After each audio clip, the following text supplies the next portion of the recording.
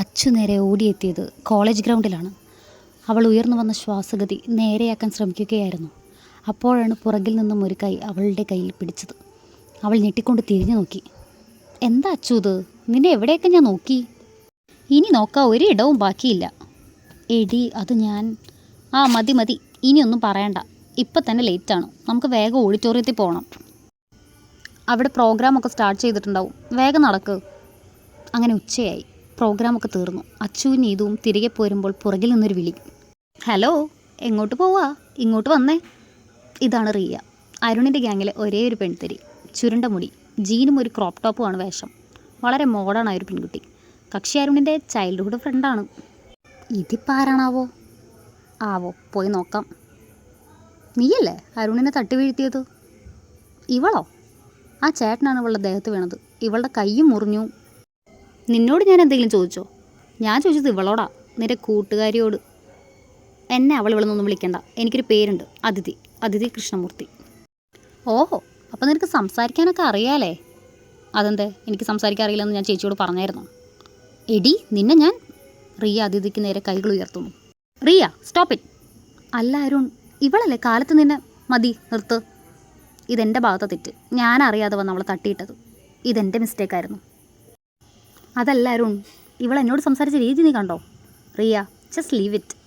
അത് കേട്ടതും റിയ ദേഷ്യം കൊണ്ട് അവിടെ നിന്ന് പോയി. അപ്പോൾ അരുൺ അതിഥിക്ക് മാത്രം കേൾക്കാനായി അവളുടെ കാതോരം പറഞ്ഞു. അപ്പോൾ നിനക്ക് എന്നോട് സംസാരിക്കാൻ മാത്രമേ വിൽക്കുള്ളൂ അല്ലേ? അതും പറഞ്ഞു അരുൺ അവിടെ നിന്നും തൻ്റെ BMW ലിമിറ്റഡ് എഡിഷൻ ബൈക്കിൽ പോയിരുന്നു. അതിഥി ഇപ്പോഴും അരുൺ പറഞ്ഞ വാക്കുകളിൽ കുടുങ്ങിക്കിടക്കുകയാണ്. എന്താടി ആ ചേട്ടൻ നിന്നോട് ചെവി പറഞ്ഞത്? അത് ഞാൻ പിന്നെ പറയാം. നമുക്കിപ്പോൾ ഇവിടുന്ന് പോവാം. അരുണിൻ്റെ ബൈക്ക് വന്നു നിന്നതും ഒരു പടുകൂറ്റൻ ഗേറ്റ് താനേ തുറന്നു. ശേഷം അവൻ്റെ ബൈക്ക് കൊട്ടാരം പോലുള്ള വീടിൻ്റെ പോർച്ചിൽ കൊണ്ടു നിർത്തി. അപ്പോഴേക്കും സെർവൻ്റ് വന്നു അവൻ്റെ കയ്യിൽ നിന്ന് കീ വാങ്ങി. അവൻ വീടിനുള്ളിൽ സ്റ്റയർ കയറുകയായിരുന്നു. ഇന്നെന്താ കോളേജിലുണ്ടായത്? മുത്തച്ഛനായിരുന്നോ? അത് പിന്നെ മുത്തച്ഛ, ആ റോയ് ഉണ്ടല്ലോ, അവനെന്ന് കോളേജിലൊരു പെൺകുട്ടിയോട് അപമര്യാദയായി പെരുമാറി. അതും റാഗിങ്ങിൻ്റെ പേരും പറഞ്ഞ്. മുത്തച്ഛൻ അറിയാലോ, നമ്മുടെ കോളേജിൽ റാഗിങ് ഞാൻ വെച്ച് പൊറുപ്പിക്കില്ല. അവന് ഞാനൊരു തവണ വാർണിംഗ് കൊടുത്ത് വിട്ടതാ. പിന്നെയും ഇത് തന്നെ ആവർത്തിച്ചപ്പോൾ എനിക്ക് ശരിക്കും പെരുമാറേണ്ടി വന്നു. ശരി, പക്ഷെ തല്ലുണ്ടാക്കിയിട്ടാണോ ഇതിന് പരിഹാരം കാണേണ്ടത്? മുത്തച്ഛ മോനെ, നാളെ നീ വർമ്മ ഗ്രൂപ്പ് ഓഫ് കമ്പനീസിൻ്റെ CEO ആയി ചുമതല ഏൽക്കേണ്ടവനാ. നീ കുറച്ച് പക്വതയുടെ കാര്യങ്ങൾ ചെയ്യാൻ നോക്ക്. എനിക്കറിയാം എൻ്റെ മുത്തച്ഛ. അരുൺ, എന്നാൽ നീ പോയി ഫ്രഷ് ആവൂ. ശരി മുത്തച്ഛ. അതിഥിയുടെ വീട്ടിൽ. മോളെ അച്ചു, എങ്ങനെ ഉണ്ടായിരുന്നു കോളേജിലെ ഫസ്റ്റ് ഡേ? അത് കേട്ടതും അച്ചു ചിന്തകളിലേക്ക് പോയി. അരുണിനൊപ്പം ഉണ്ടായ നിമിഷങ്ങൾ. അപ്പോഴേക്കും അച്ചുവിൻ്റെ അമ്മ ലക്ഷ്മി അവളെ തട്ടി വിളിച്ചു. മോളെ, ഞാൻ ചോദിക്കുന്ന വല്ലതും നീ കേൾക്കുന്നുണ്ടോ? അമ്മ എന്താ പറഞ്ഞേ? നീ ഇത് ഏത് ലോകത്താണ്? അത് ഞാൻ... അയ്യോ, നിൻ്റെ കയ്യിൽ ഇതെന്താ പറ്റിയത്? അതൊന്നുമില്ല, ഒന്ന് വീണതാ. വീഴേ? നീ ഇതെവിടെ നോക്കിയാൽ നടക്കണേ? അമ്മേ, ഞാനൊന്ന് ഫ്രഷ് ആയിട്ട് വരാം. മോളെ, പിന്നെ ഇന്ന് അപ്പോൾ ഒരു ബിസിനസ് പാർട്ടി അറേഞ്ച് ചെയ്തിട്ടുണ്ട്.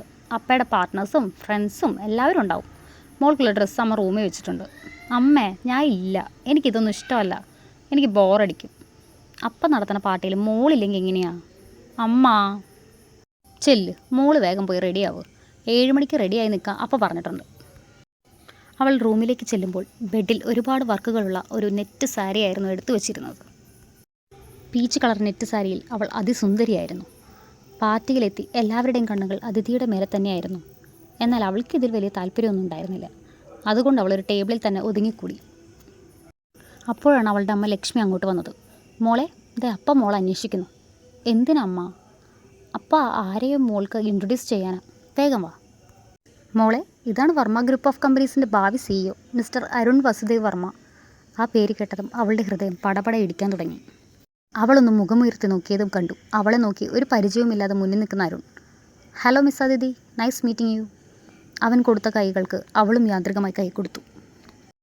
അവളെ കണ്ടിട്ടും ഒരു ഭാവവ്യത്യാസവും കാണിക്കാത്ത അരുണിനെ കണ്ട് അവൾക്ക് അത്ഭുതം തോന്നി. ഇനി എനിക്ക് ആൾ മാറിയതാണോ? അവൾ സ്വയം ചോദിച്ചു. എന്നിട്ടൊന്ന് അരുണിനെ ഒളിഞ്ഞു നോക്കി. അല്ലല്ലോ, അത് തന്നെ ആള്. പേരും അത് തന്നെയല്ലേ പറഞ്ഞേ, അരുൺ വസുദേവ് വർമ്മ. അവൾ അതും ആലോചിച്ച് ആളൊഴിഞ്ഞ ബാൽക്കണിയിൽ വന്ന് നിന്നു. അപ്പോഴാണ് കാതിൽ ആരുടെയോ ചുടിഞ്ഞ നിശ്വാസം അവൾക്ക് അനുഭവപ്പെട്ടത്. അവൾ തിരിഞ്ഞു നോക്കി. നിനക്കെന്നെ സ്കാൻ ചെയ്ത് മതിയായില്ലല്ലേ? ഞാനതിനെന്ത് ചെയ്തെന്നാ? പിന്നെ നിൻ്റെ ഈ വിക്കൽ. എൻ്റെ അടുത്ത് മാത്രമേ നിനക്ക് ഈ വിൽക്കുള്ളൂ, എനിക്ക് വിൽക്കൊന്നുമില്ല. പിന്നെ എന്താ പിന്നെ എന്നോട് സംസാരിക്കുമ്പോൾ മാത്രം പറ. എനിക്കറിയില്ല. അതെന്താ അറിയാത്ത?